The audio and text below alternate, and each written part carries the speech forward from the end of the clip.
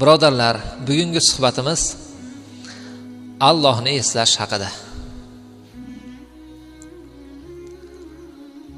Allohni eslash nima-yu? Men shu joyda turib Alloh haqida gapirib bersam, Allohni ko'pchilikni oldida eslagan bo'laman.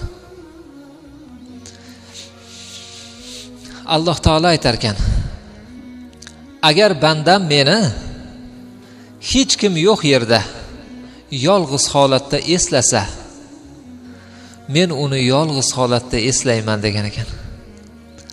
Agar meni bandam jamoatni ichida eslasa, men haqimda gapirsa, men uni jamoatidan ko'ra yaxshi jamoat oldida eslayman degan ekan.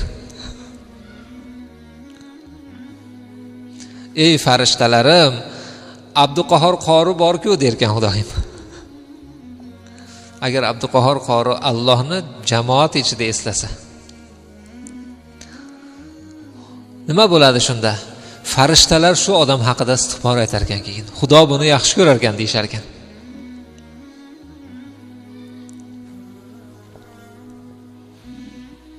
Xudoni eslasa nima bo'ladi? Bandalar Xudoni eslab duo qilishar ekan. Birodar, Allohga duo qilishlikdan hech ham uyalmang. Ba'zida kishi hijolat bo'ladiki, men o'zi nima qilib qo'ydim? Xudodan shuncha narsa so'rayman deb banda hijolat bo'ladi. Rasululloh sallallohu alayhi vasallam aytgan ekanlar: kishi Allohga duo qilaverib hatto malollanishi mumkin degan ekan. Ammo Alloh uni eshitib malollanmaydi degan ekanlar. Allohga duo qilgan kishiga 4 ta narsa berilar ekan. 4 ta narsadan biri berilar ekan. Eslab qolasizmi? Men sanayman. Keyin siz ichingizda sanab berasiz. Birinchisi, Alloh taolo bandaga so'ragan narsasini berar ekan. Ikkinchisi, Alloh taolo bandasiga so'raganiga 2 barobar qilib berar ekan.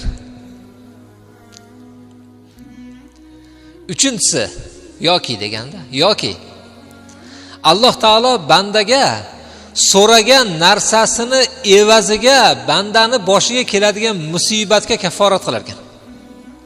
Musibat kelmas ekan. So'raganni bermas ekan. So'raganni evaziga balo qaytarar ekan Xudo. To'rtinchisi, Alloh taolo o'sha bandani shu dunyoda so'ragan o'sha narsasini bermas ekan. 700 barobar qilib oxiratda qaytarib berar ekan. Nimani xohlaysiz? So'rayvering.